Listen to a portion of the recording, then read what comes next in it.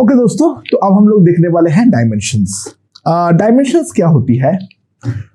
जितने भी हमारे पास डिराइव्ड क्वांटिटी है वो सारे के सारे हमारे फंडामेंटल क्वांटिटी से डेफिनेटली हमेशा डिराइवेबल होता है। तो कोई एक फिजिकल क्वांटिटी को जब हम लिखते हैं तो फंडामेंटल क्वांटिटीज का जो हमारा पावर चढ़ता है वो पावर को यानी एक्सपोनेंट को हम बोलते हैं उसका डायमेंशन। इसका सिंपल एग्जांपल ये है, जो मान लो मेरे पास है फोर्स, ठीक है। तो फोर्स क्या होता है? That is equals to mass into acceleration. और एक्सीलरेशन हम दूसरी तरफ से जानते हैं, that is mass into length divided by time square. तो जो हमारा फंडामेंटल क्वांटिटीज है मास, लेंथ और टाइम, इनके टर्म्स में हम अगर देखें तो dimension of force with respect to mass जो है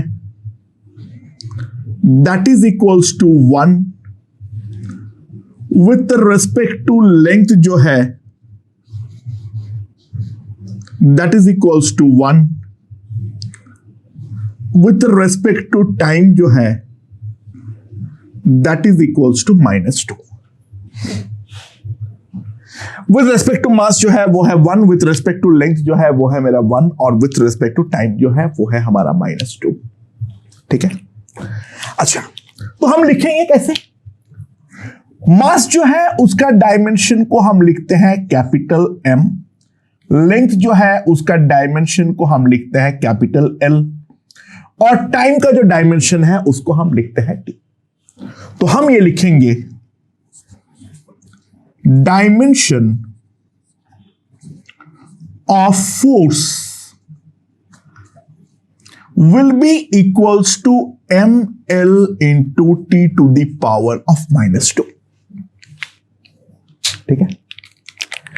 सिमिलरली अगर मैं लेता हूं, मान लो हमारे पास है एनर्जी, ठीक है। तो एनर्जी मान लो काइनेटिक एनर्जी है, ठीक है। मान लो वो है हमारा 12m v²। हाफ का तो कोई डायमेंशन नहीं है। मास इनटू लेंथ बाय टाइम, इसका होल स्क्वायर। तो हमारे पास एनर्जी का जो डायमेंशन आएगा, डायमेंशन ऑफ एनर्जी जो आएगी that will be equals to m l square t to the power of -2। अच्छा, तो लोगों ने ये डायमेंशन को लाया क्यों? ठीक है। ध्यान दो, dimension actually helps us, dimension actually helps us to unify the units।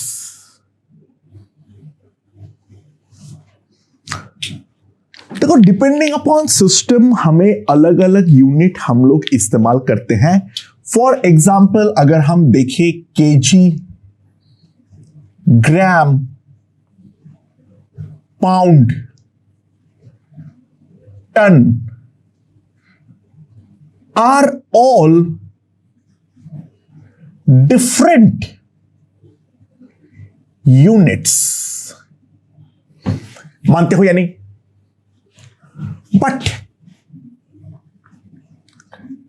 they all have they all have dimension of mass capital M.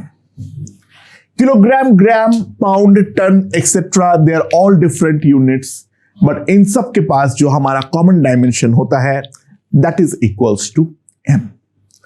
So dimension जो है वो मेरे ख्याल से क्या है वो समझ में आ गया है, जो बेसिकली हमें यूनिट्स को यूनिफाई करने में हेल्प करे और बिना यूनिट लिखे, बिना सिस्टम जाने कोई एक डिराइव फिजिकल क्वांटिटी को हम लोग जिस चीज के सहारे लिख सकते हैं that is called basically a dimension. Okay, so now अब हम लोग देखने वाले हैं एक इंपॉर्टेंट चीज that is a dimensional equation.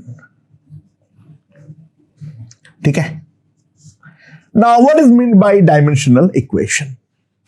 ठीक है, right.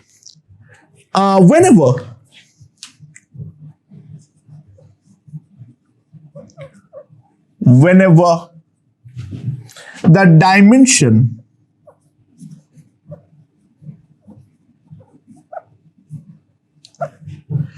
of a physical quantity, whenever the dimension of a physical quantity is equated with dimensional formula, whenever the dimension of a physical quantity is equated with its dimensional formula, we get a dimensional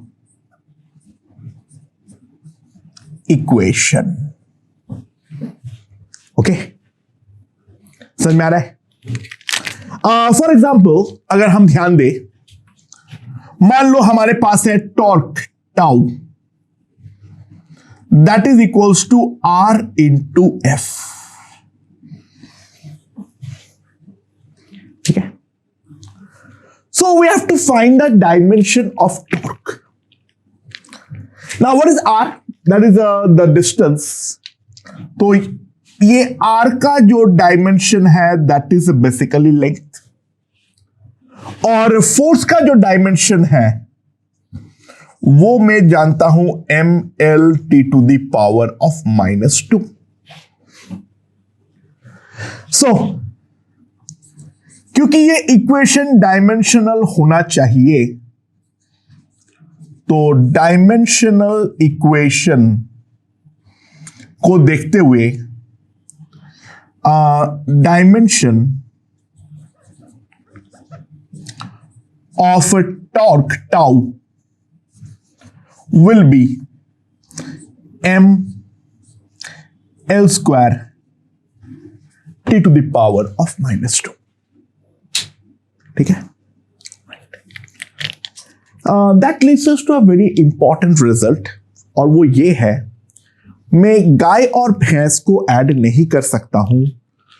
2 kg plus 3 second means nothing. ठीक है, यह है हमारा अगला important point, that is the homogeneous nature of equation. ठीक है, that means the homogeneous nature of the equation. मान लो हमारे पास एक फिजिकल क्वांटिटी है R that is equals to P plus minus Q.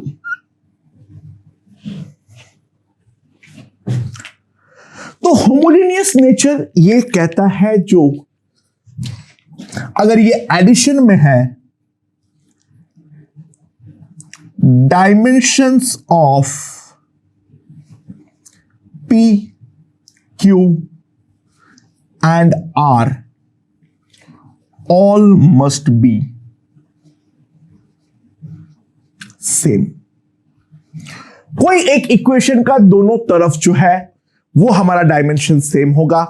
और दूसरी बात है, अगर क्वांटिटीज एडिशन या सब्सट्रैक्शन में है तो जो क्वांटिटीज को तुम ऐड या सब्सट्रैक्ट कर रहे हो उनका डायमेंशन भी हमारा सेम होना जरूरी है। ठीक है। अच्छा, क्या यूनिट सेम होना जरूरी है? नहीं, बिल्कुल भी नहीं। 2 ग्राम के साथ तुम 2 kg को डेफिनेटली ऐड कर सकते हो। They may have different units, but add या सब्सट्रैक्ट होने के लिए they must have same dimension. ठीक है। यूनिट सेम होना बिल्कुल भी जरूरी नहीं है। इसी कारण पे हम यूनिट से एक स्टेप और आगे बढ़ गए हैं और आगे बढ़ते हुए हम लोग डायमेंशन चीज को डिफाइन किए हैं। Okay, so that is the homogeneous nature of the dimensional equation. अगर हमारे पास कोई एक इक्वेशन है R is equals to P plus minus Q, तो R, P और Q इन सब का डायमेंशन जो है वो हमारा सेम होना चाहिए। अच्छा, तुम 2 डिफरेंट डायमेंशंस को मल्टीप्लाई या डिवाइड डेफिनेटली कर सकते हो, उसमें कोई भी पाबंदी जो है वो हमारा नहीं है, लेकिन एडिशन या सब्सट्रैक्शन के दौरान ये डेफिनेट पाबंदी जो है उस पर हमें ध्यान रखना पड़ेगा। तो सपोज करो हमारे पास एक इक्वेशन है x equals to a plus B T plus C T square minus D by T. ठीक है, x जहां पे डिस्प्लेसमेंट है और ये सारे के सारे को देखते हुए a, b, c और d का डायमेंशंस जो है वो हमें निकालनी है। ठीक है, तो ये वाले इक्वेशन का लेफ्ट हैंड साइड को अगर मैं देखूं तो left hand side has a dimension equals to L। Normally हम डायमेंशन को ऐसे थर्ड ब्रैकेट में लिखते हैं, वो आदत डाल लो। तो left hand side has a dimension of L। ठीक है, तो राइट हैंड साइड का भी डायमेंशन जो है वो हमारा L होना बिल्कुल जरूरी है। राइट हैंड साइड का भी डायमेंशन L होना जरूरी है। तो सिंपल सी बात है, dimension of A that will be the dimension of BT, that will be the dimension of CT square, that will be the dimension of D by T, and that will be equals to L। तो A का dimension तो directly आ गया है हमारे पास L।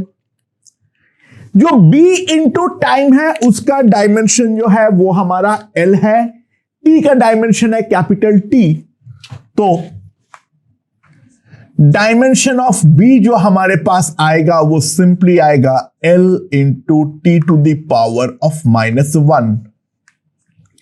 Similar logic पे dimension of C आएगा L into T to the power of -2 और D का जो डायमेंशन आएगा that will be simply equals to L into T. Right, तो ये हमारा डायमेंशनल फॉर्मूला का एक वेरी सिंपल एप्लीकेशन है जो मेरे ख्याल से समझ में आ गया है। ओके, अब एक बहुत ही ज्यादा इंपॉर्टेंट चीज ध्यान देना, वो क्या है? e to the power x हो या ln x हो, sin x हो, ठीक है, या cos x हो, डॉट डॉट डॉट, ये सारे के सारे केसेस में जो हमारे कोई एक पर्टिकुलर इस तरीके का फंक्शंस में अंदर जाता है, x मस्ट बी डायमेंशनलेस। ठीक है, and the result is also dimensionless. ठीक है, result is also dimensionless. It's a very very important property. इसके रिगार्डिंग एक इंपॉर्टेंट चीज जो है उस पर ध्यान दो। फॉर एग्जाम्पल, अगर मान लो मेरे पास है pressure P equals to alpha by beta e to the power minus beta into H। ठीक है, दैट इज अ रिलेशन। ठीक है, जहां पे प्रेशर P जो है, P इक्वल्स टू प्रेशर और h equals to height, right. तो सवाल ये है, फाइंड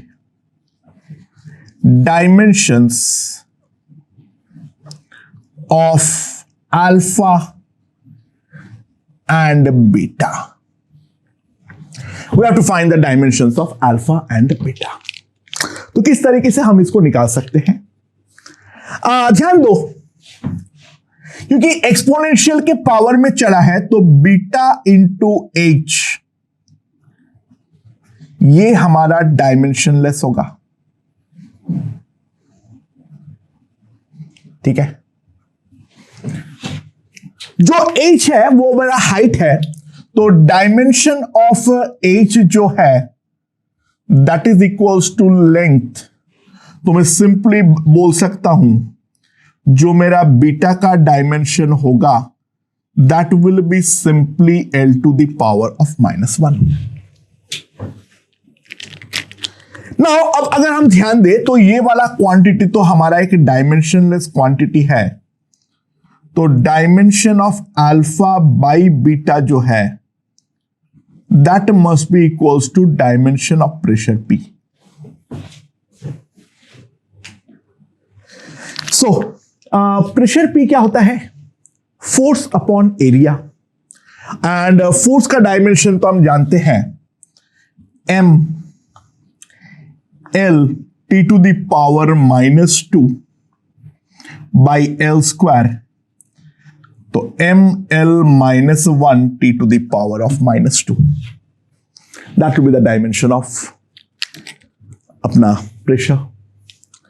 सो हम सिंपली बोल सकते हैं एक चीज, dimension of alpha will be equals to dimension of beta into ml -1 t to the power of -2। Beta का डायमेंशन हम पहले ही निकाल चुके हैं, and so this will be equals to l to the power of -1 ml -1 t to the power of -2। So dimension of alpha मेरे पास आ गया है यहां से, that will be simply m L to the power -2 T to the power of -2, ठीक है। अच्छा, इसके अलावा एक और इंपॉर्टेंट बात, quantity may have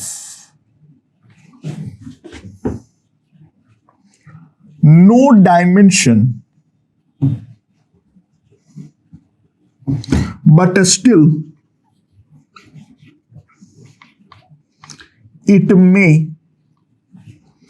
have a unit।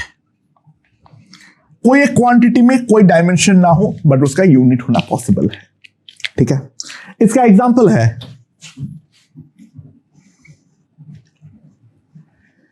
Theta that is equals to L by R, तो dimension of theta equals to dimension of L by R, that will be length by length,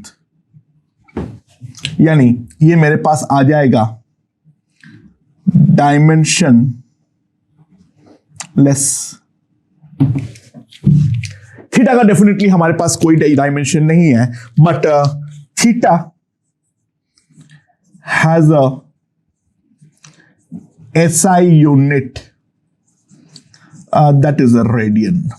तो ऐसा possible है जो हमारा dimension जो है वो नहीं होने के बावजूद हमारे पास कोई फिजिकल क्वांटिटी का यूनिट जो है वो प्रेजेंट रहे।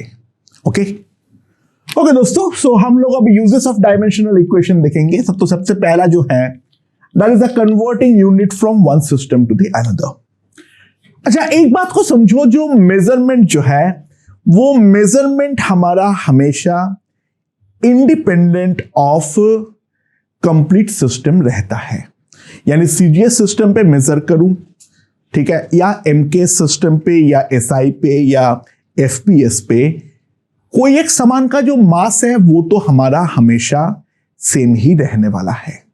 हाँ, लेकिन क्योंकि यूनिट जो है वो हर किसी का अलग अलग है, तो उस कारण पे जो मेजर का न्यूमेरिकल वैल्यू आएगा वो न्यूमेरिकल वैल्यू भी हमारा डिफर करने वाला है।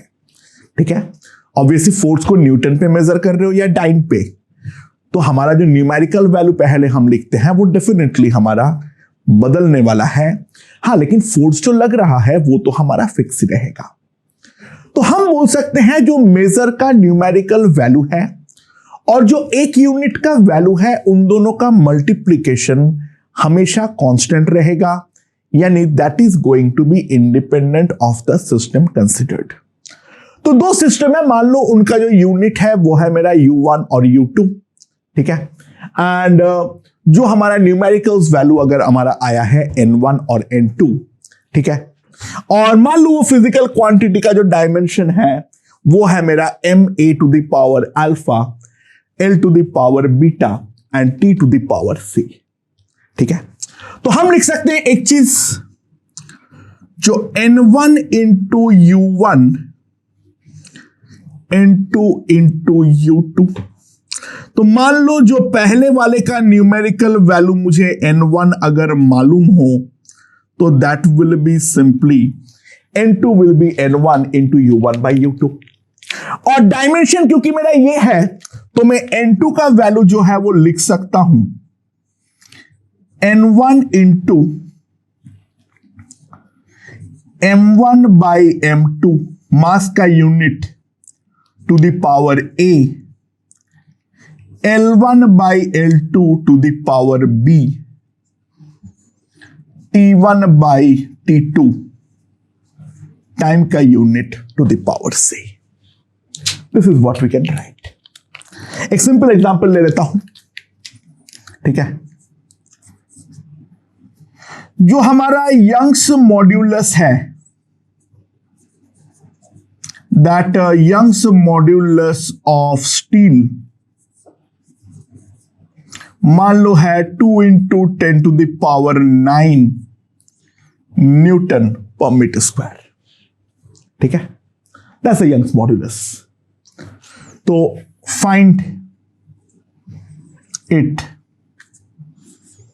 इन CGS सिस्टम। ठीक है,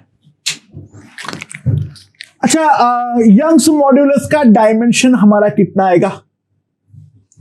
जो न्यूटन का डायमेंशन है दैट इज ML, फोर्स है वो T to the power -2 divided by L square, so that will be M L to the power -1 T to the power of -2, that will be the Young's modulus.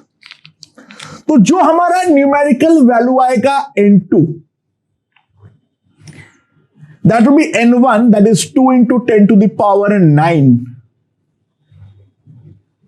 Into, अच्छा, mass यहां पर KG में होता है, यहां पर ग्राम में होता है, तो बेसिकली यहां पे हमारे पास आएगा 1 kg by 1 gram to the power 1। Length यहां पर मीटर में होता है, यहां पर मेरा सेंटीमीटर में होता है, और यहां पर जो है यहां पर भी 1 सेकंड में होता है, यहां पर भी 1 सेकंड में होता है, तो टू द पावर ऑफ -2।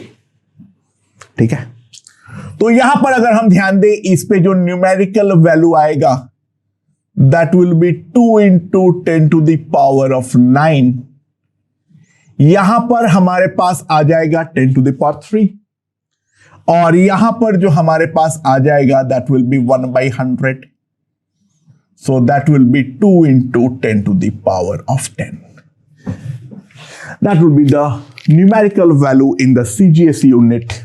तो हमारे पास जो यंग्स मॉड्यूलस Y आएगा that will be 2 into 10 to the power 10।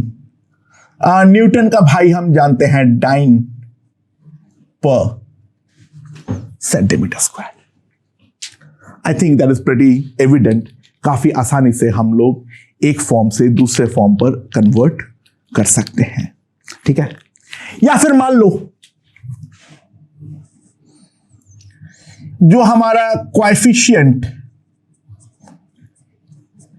Of viscosity है, ठीक है, जो हमारा कोएफिशिएंट ऑफ विस्कोसिटी है ईटा। तो जो मेरा कोएफिशिएंट ऑफ विस्कोसिटी होता है उसका डायमेंशन होती है m l to the power -1 t to the power of -1, ठीक है। तो फंडा ये है, जो इसका CGS यूनिट है उसको हम बोलते हैं पॉइस, और इसका जो SI यूनिट है उस SI यूनिट को हम बोलते हैं पॉइज्यूली, ठीक है। तो सवाल ये है जो CGS और SI में हमारा क्या संबंध जो है वो हमारा होने वाला है, ठीक है। तो हम लोग यहां पर ले लेते हैं 1 पॉइज्यूले, ठीक है। यहां पे हम लोग निकालना चाहते हैं न्यूमेरिकल वैल्यू। तो इसका जो हमारा N1 जो है that is equals to 1। We are interested in finding the N2, ठीक है, यानी पॉइज में क्या होगा वो निकालते हैं। तो N2 will be equals to N1 that is 1, ठीक है। एंड यहां पर जो है M है तो 1 kg by 1 gram into 1 metre by 1 centimetre to the power -1, 1 second by 1 second to the power -1, 10 to the power 3 into, यहां पर मेरे पास आ जाएगा 1/100 दैट इज इक्वल्स टू 10, ठीक है। तो मेरे पास जो आ जाएगा that is 1 poiseuille is equals to 10 poise. मेरे पास आ जाएगा 1 poiseuille will be simply equals to 10 poise. तो that is a pretty simple and straightforward thing. मेरे ख्याल से ये समझ में आ चुका है। Okay okay, so the second point is to check the correctness of an equation. A correct equation must be dimensionally correct at least. For example, अगर मैं देखता हूं s equals to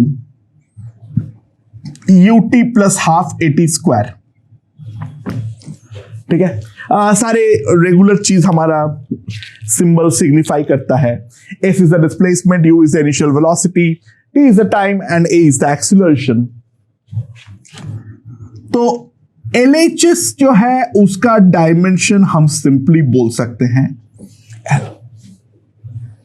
अच्छा, U का जो डायमेंशन होगा वो होगा वेलोसिटी का L t to the power -1, और जो हमारा A का डायमेंशन होगा L t to the power -2।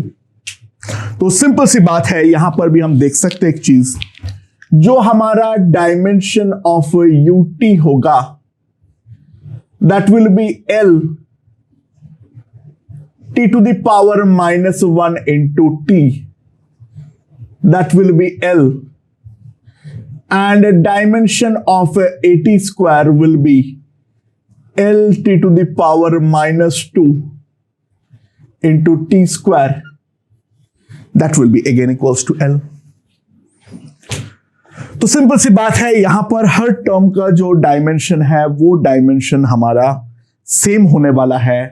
तो यहां पर अगर हम एक इंपॉर्टेंट बात को ध्यान दें, जो this equation is dimensionally correct, ठीक है। अच्छा, एक इंपॉर्टेंट बात यहां पर ध्यान दो, a dimensionally incorrect equation is definitely incorrect. What I mean to say, a dimensionally incorrect equation is definitely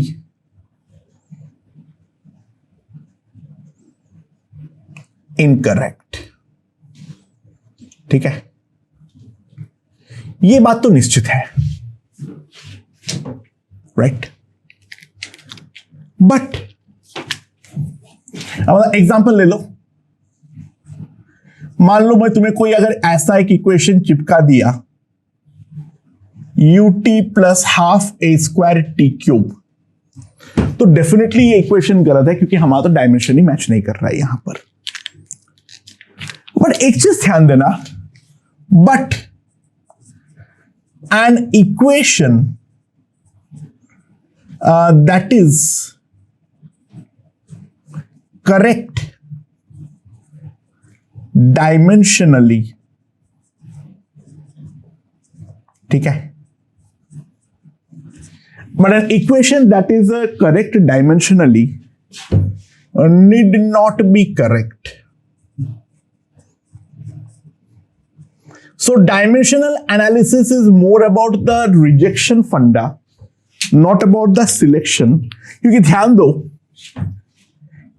यहां पर मैं अगर कोई नया इक्वेशन लिखता हूं s equals to ut plus at square, ये ऑब्वियसली गलत इक्वेशन है, बट अगर मैं डायमेंशनली चेक करूं तो ये इक्वेशन डेफिनेटली हमारा एक करेक्ट इक्वेशन है। So dimensional correctness is a more about a falsifiability rather than the correctness, ठीक है, rather than the correctness, ठीक है, ये बात हमें इंपॉर्टेंट तरीके से ध्यान रखना है, right. Okay, the third important application is to establish relations between different physical quantities. If we know the various factors on which a physical quantity depends, then we can find a relation among them by using the principle of homogeneity, ठीक है, and basically वो equation multiplication form में हो तो हमारे लिए काफी ज्यादा आसान होता है, ठीक है। अच्छा, तो मान लो हमारे पास कोई एक पेंडुलम है, ठीक है, ये पेंडुलम का बॉब का मास है m, लेंथ है l, ठीक है। तो ये वाले पेंडुलम का जो टाइम पीरियड है हम लॉजिकली प्रेडिक्ट कर सकते हैं, it depends upon mass L and G. We want to try to find out the formula according to which it is going to vary, ठीक है। तो मान लो जो हमारा टाइम पीरियड है T, that is proportional to m to the power a, T is proportional to L to the power b, and T is proportional G to the power of c, ठीक है। Proportionally constant कुछ होगा, I don't know, but जो dimension of time period होगा T, that will be equals to क्या,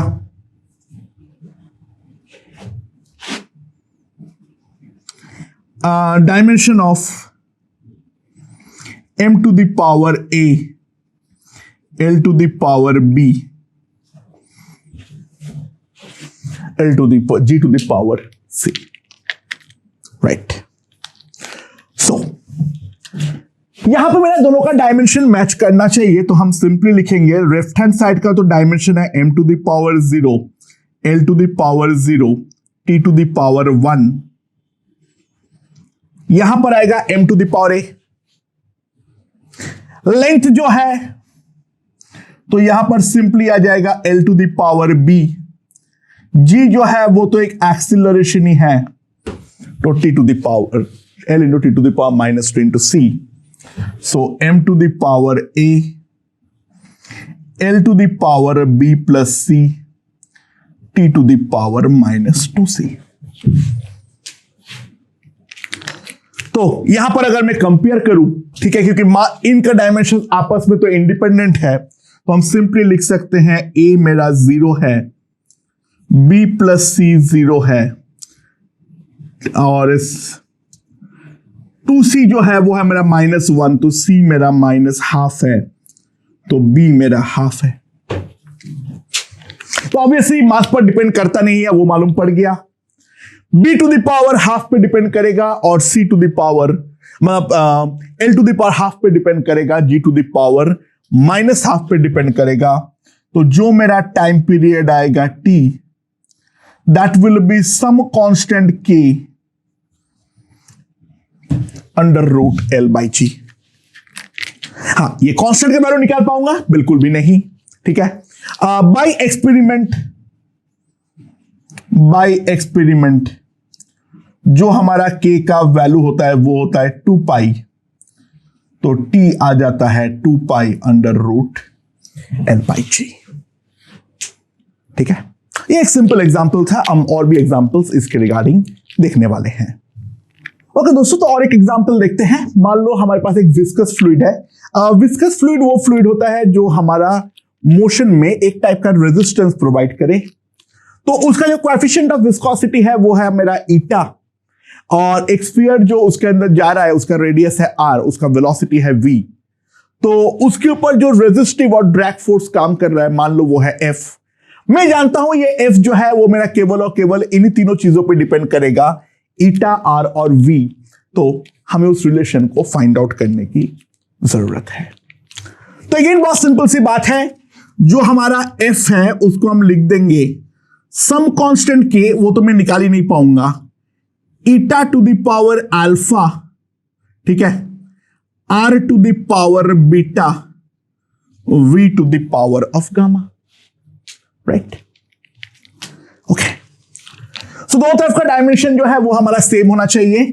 dimension of force हम जानते हैं m l t to the power -2, dimension of eta m l -1 t -1, r का जो डायमेंशन है वो है l, v का जो डायमेंशन है l t to the power of -1।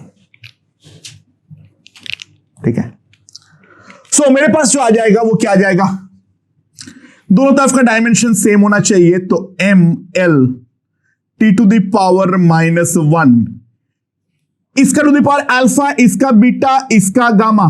ठीक है, अब मैं v का क्या, हाँ ठीक है। तो m तो और कहीं पर नहीं आ रहा है, तो m के पावर तो केवल और केवल अल्फा ही चढ़ेगा।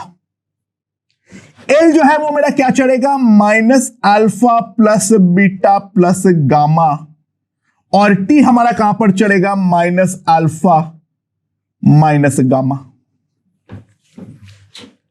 अब ये दोनों डेफिनेटली हमारा सेम होना चाहिए, तो मेरे पास अल्फा तो डायरेक्टली 1 आ गया। अब इन दोनों को कंपेयर करूंगा तो अल्फा प्लस गामा 2 है, तो गामा जो है वो भी मेरा 1 आ जाएगा।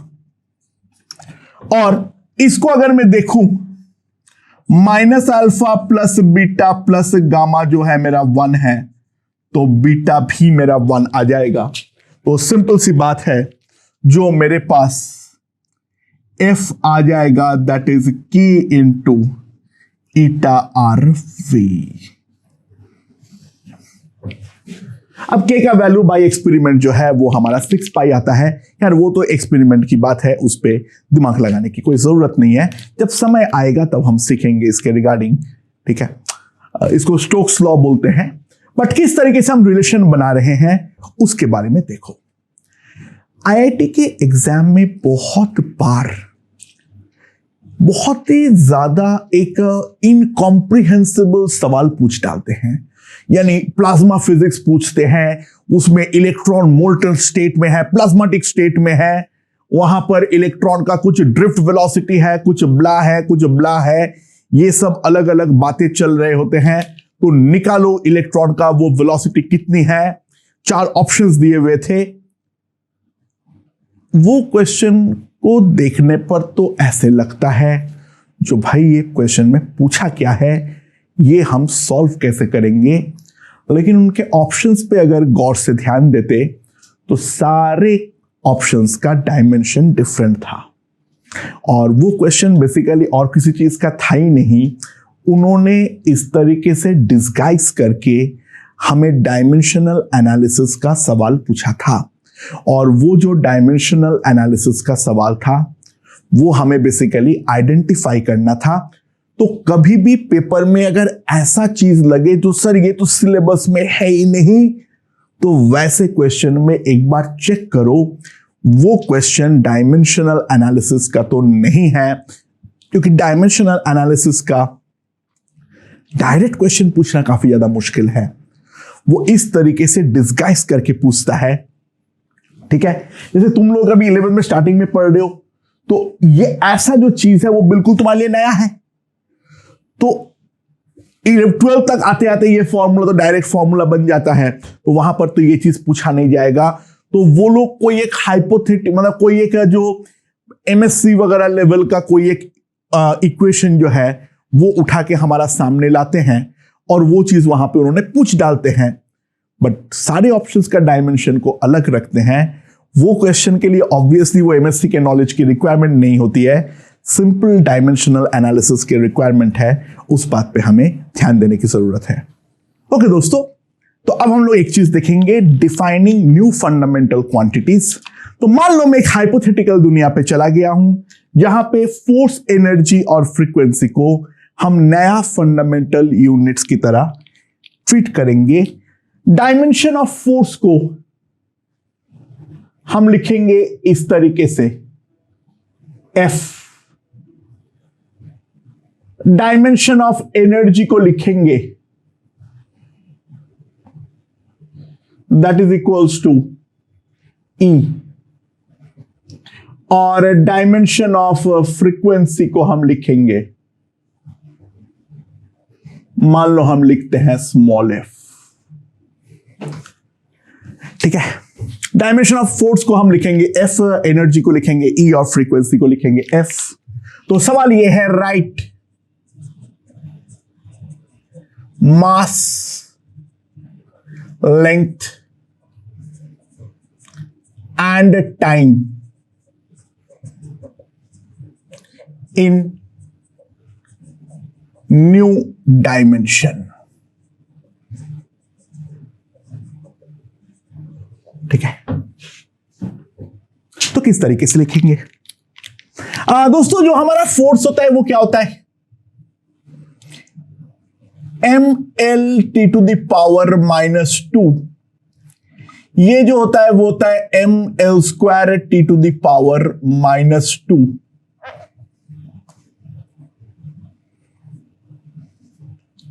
और ये होता है T⁻⁻1। सो एक एक करके हम लिखने का ट्राई करते हैं। बाय द वे एक चीज तो साफ साफ दिख गया है, जो डायमेंशन ऑफ T होगा वो मेरे पास सिंपली आ जाएगा F⁻0 E⁻0 स्मॉल f⁻⁻1। वो तो डायरेक्ट है इसीलिए मैं लिख दिया। इसको सिंपली उल्टा करो तो हमारे पास आ जाएगा, राइट। अच्छा, डायमेंशन ऑफ लेंथ अगर मुझे निकालना हो तो हम किस तरीके से निकालेंगे?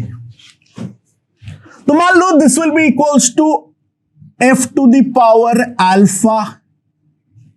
e⁻β एंड f⁻γ, ठीक है, राइट। अच्छा, तो यहां पर अगर मैं ध्यान दूं तो मेरा लेफ्ट हैंड साइड में है m⁻0 L⁻1 T⁻0 m⁻ आ जाएगा अल्फा प्लस बीटा, ठीक है। L⁻ आ जाएगा अल्फा प्लस 2 बीटा और T⁻ आ जाएगा -2 अल्फा -2 बीटा माइनस गामा। तो हमारे पास जो इक्वेशन हो जाएगा वो क्या हो जाएगा? Alpha plus beta equals to 0, alpha plus 2 beta equals to 1। तो इन दोनों को अगर मैं सॉल्व करता हूं तो मेरे पास आ जाएगा बीटा 1 अल्फा -1। और लास्ट में यहां पर अगर मैं पुट करूं -2 alpha -2 beta minus gamma equals to 0, तो यहां पर मैं साफ साफ देख सकता हूं मेरा गामा जो है वो मेरा 0 आ रहा है। तो नया वाले यूनिट के सिस्टम में जो L आ जाएगा वो आ जाएगा f to the power -1 e to the power 1 f to the power of 0। Simply अगर मैं मास के लेके निकालने जाऊं तो डायमेंशन ऑफ मास हमारे पास क्या आ जाएगा, f to the power alpha, ठीक है, e to the power beta, f to the power gamma, तो m to the power 1 l to the power 0 t to the power 0 m to the power of alpha plus beta alpha plus 2 beta -2 alpha -2 beta minus gamma, ये हमारे पास मास आ जाएगा। तो simply अगर मैं compare करूं तो मेरे पास आ जाएगा alpha plus beta equals to 1, alpha plus 2 beta that is equals to 0। तो इन दोनों को अगर मैं सॉल्व करता हूं तो बीटा आ जाएगा -1, अल्फा जो आ जाएगा दैट विल बी 2, और यहां पे लास्ट वाला जो हमारा गामा हो जाएगा -2 alpha -2 beta -4 + 2 that will be -2। तो हमारे पास सिंपली जो आ जाएगा m f to the power of square e to the power of -1 f to the power of -2, ठीक है। So these are basically the uses of a dimensional analysis. अच्छा, जल्दी से एक बात, लिमिटेशंस क्या क्या है।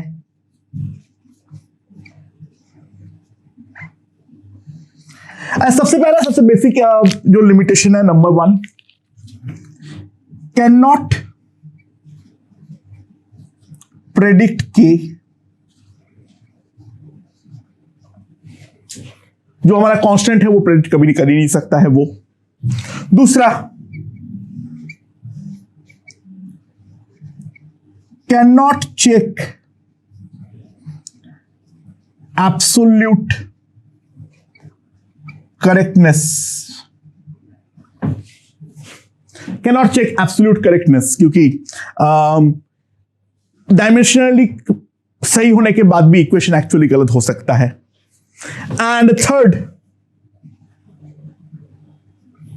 जो इंपॉर्टेंट चीज है वो है not used if a quantity depends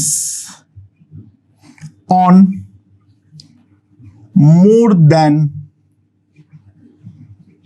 3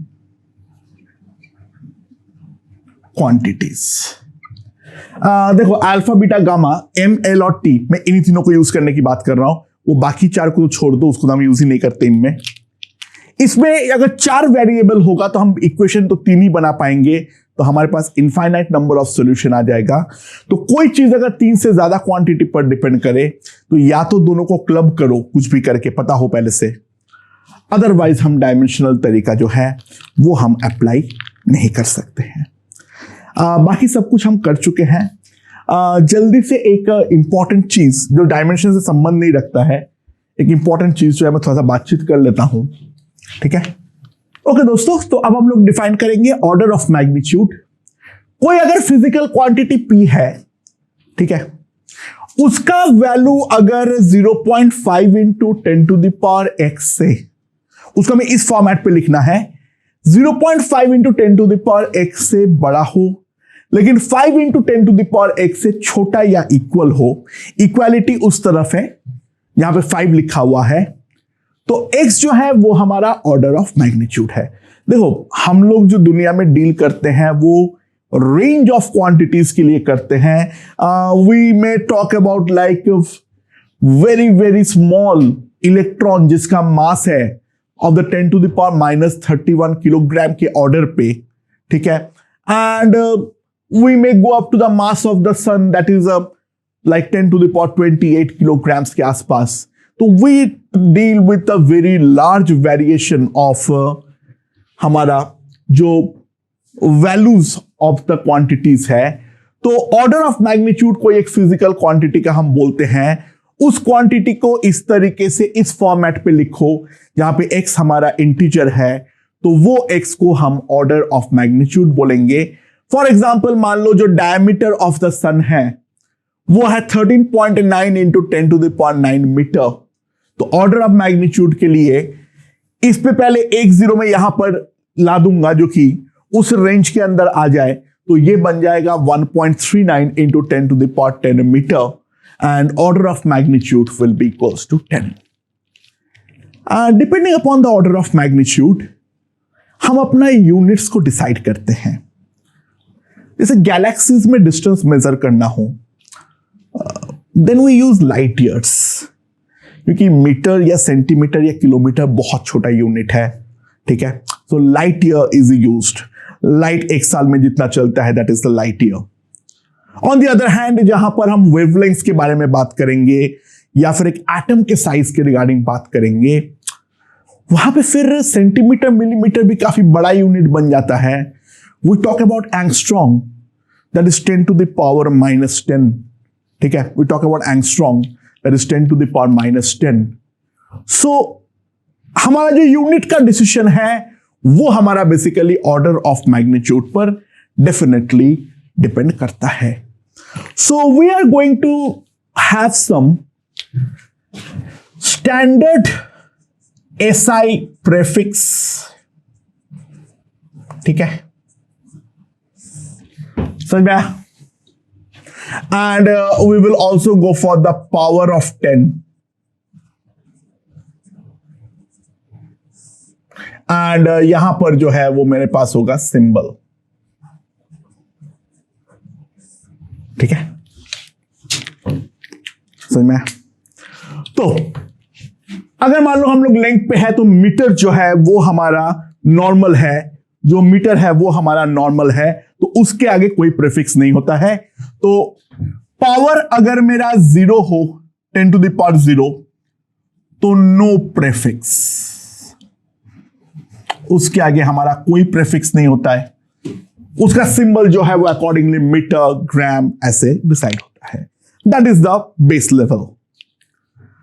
तो we start with 10 to the power 18। 10 to the power 18 को हम बोलते हैं एक्सा और सिंबल है कैपिटल ई, ठीक है, समझ में? तो 1 exagram is equal to 10 to the power 18 grams। Then it's 10 to the power 15, that is a peta, and the symbol is capital P, ठीक है। Then we move on to 10 to the power 12। यहां पे हमेशा 3 के order में हम लोग standardise किए हैं। This is tera, tetra pack लिख दे रहा हूं, tera capital T. Then we move on to 10 to the power 9। The prefix we use is giga. It is a capital G. Now we move on to 10 to the power 6. That is a mega, capital M. And this is a 10 to the power 3 kilo. That is की। अच्छा, इसके बाद लगातार नाम से उस पर ध्यान रखना है। 10 to the power 2 is a hecta, that is a small h, hecta बोलो, sorry, hecto. 10 to the power 1 is a deca, ठीक है। अब 0 पे तो आ गया था मैं, तो 10 to the power -1 is a deci,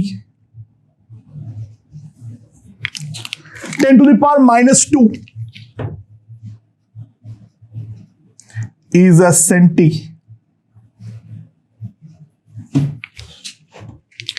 10 to the power -3 is a milli। ठीक है, अब वापस 3 के ऑर्डर में चेंज होगा। 10 to the power -6 is a micro,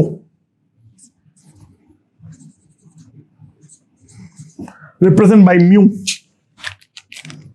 10 to the power -9 is a nano, 10 to the power -12 is a femto। sorry, it's pico, represented by small p। 10 to the power -15 is a femto, that is small f। and 10 to the power -18, that is octo। ठीक है, and represented by capital A, octo, that is represented by capital A। So these are the standard prefixes that we have to remember। दो special चीज है, 10 to the power -10 metre को हम बोलते हैं 1 angstrom, और मीटर में 10 to the power -15 मीटर को हम बोलते हैं 1 फर्मी। तो these are the two most standard representation regarding the lengths। ठीक है, and with this our chapter is over। Please go through NCERT regarding the units and dimension। अच्छा, मैंने errors rounding off वगैरह नहीं कराया हूं, that is dealt in हमारा जो और एक टॉपिक हम पूरा विस्तार में पढ़ते हैं, एक्सपेरिमेंटल फिजिक्स एंड एरर, वो वाले चैप्टर पे हम कवर करेंगे। But these are the basic prefixes that we have to know। Okay?